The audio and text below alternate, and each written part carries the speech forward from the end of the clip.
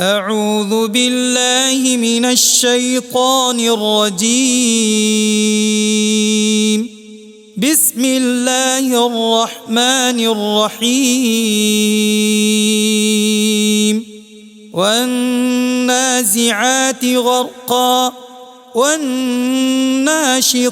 نشطا والسابحات سبحا فالسابقات سبقا فالمدبرات أمرا يوم ترجف الرادفة تتبعها الرادفة قلوب يومئذ واجفة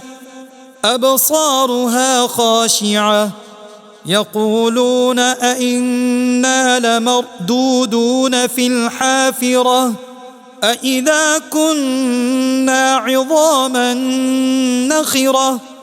قالوا تلك إذا كرة خاسرة فإنما هي زجرة واحدة فإذا هم بالساهرة هل أتاك حديث موسى إذ ناداه ربه بالوادي المقدس طوى اذهب إلى فرعون إنه طغى فقل هل لك إلى أن تزكى وأهديك إلى ربك فتخشى فأراه الآية الكبرى فكذب وعصى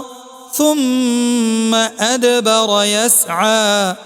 فحشر فنادى فقال أنا ربكم الأعلى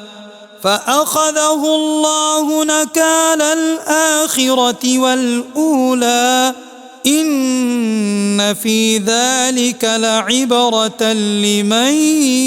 يخشى أأنتم أشد خلقا أم السماء بناها رفع سمكها فسواها وأغطش ليلها وأخرج ضحاها والأرض بعد ذلك دحاها أخرج منها ماءها ومرعاها والجبال أرساها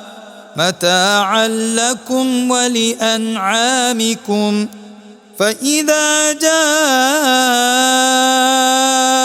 الطامة الكبرى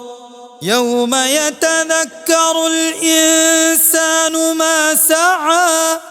وبرزت الجحيم لمن يرى فأما من طغى وآثر الحياة الدنيا فإن الجحيم هي المأوى